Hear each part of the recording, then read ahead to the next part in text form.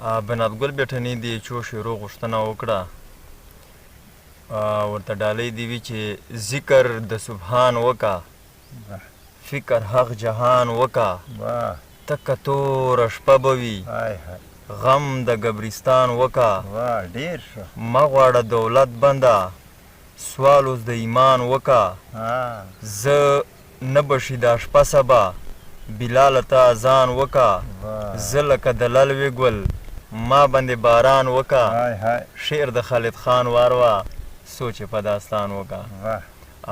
یو به بل شعر ورته ووایم چې دا تله څه خبرې چې زه دا خبرې اروم، زما او ستا ترمنځ اوس بلا خبرې اروم.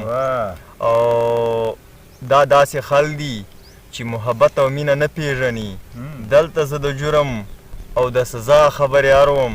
او کم عقل نه یم، رقیبانو باندې ښه پوهېږم. محفل چې له خولې نه وارخطا خبرې اروم. او زه ډېر پې خوشحالېږم او له سیالو سره سیال شم چې کوم محفل کې یاره زه دا ستا خبرې اروم. او ای خالده ته له دې وطن نه کډه بار کا، دلته زه پښتون د سر سودا خبرې اروم.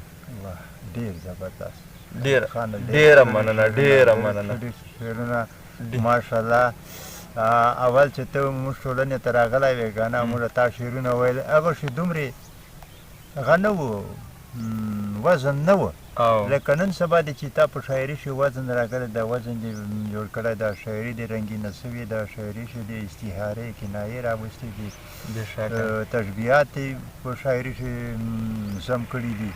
نو مطلب دا دی که دغسې دې مخ ته شاعري کوله که نه، او مخ ته عمر سره به ته یو لوی شاعر ګڼلی شي. انشاءالله کوشش دغه کوو، انشاءالله کوشش. او انشاءالله تا چې ته به خامخا یو لوی شاعر جوړېږې. او ولې چې زه تا شوق ته ګورې که نه، ته دومرې شوقین یې که نه، یا د ادب خدمت کوې او د ادب مینهوال یې که نه، چې هر وخت دې دا ګوره خپله یو وړوکې غونې ویډیو تیاره کړې ده او په شاعرانو وروڼو چې ګرځي، د هغو سره مرکې کوي، هغو شعرونه ریکارډینګ کوي. نو تا غوندې خلطې خدای نوره پیدا کړي چې ادب ته وده ورکړي، ادب ته ترقي ورکړي. او زه دې تا د دې کاوشو چاته نه ورځي. ټیک شه. او پښتو ادب لکه مختصر اباسین صاحب یو شعر ده که نه، چې زما دا زړه او جانان دا ننګو رنګونه یو دي، ته ګوره د ګلاب او د لمبو رنګونه یو دي، دا دواړه خور او ورور دي د یوې څانګې ګلونه، دا ځکه د اسلام او د پښتو رنګونه یو دي.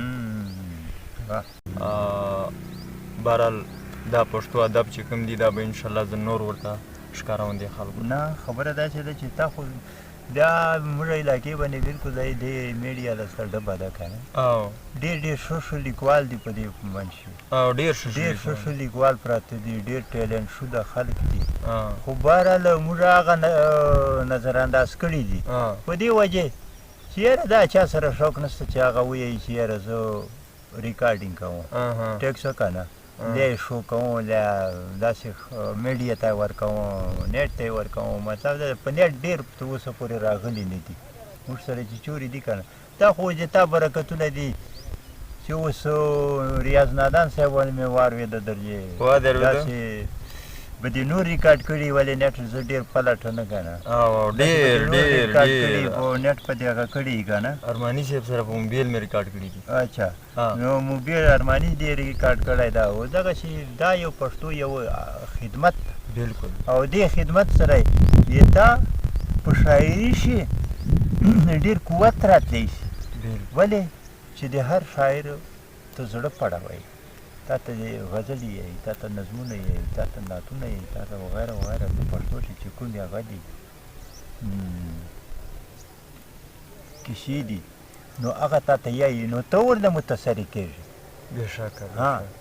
اوس ما دا دعا ده چې خدای دې دا شوق پوره کړه، د مستقبل یو لوی شاعر او دغسې د پښتو یو لوی خدمتګار انسان. بس انشاءالله چې تاسو دعاګانې موږ به انشاءالله دغه قسم خدمت چې انشاءالله چې الله به هر وخت بیدار وو، نورو ته به یې کله به پکارېدو، کله به ضرورت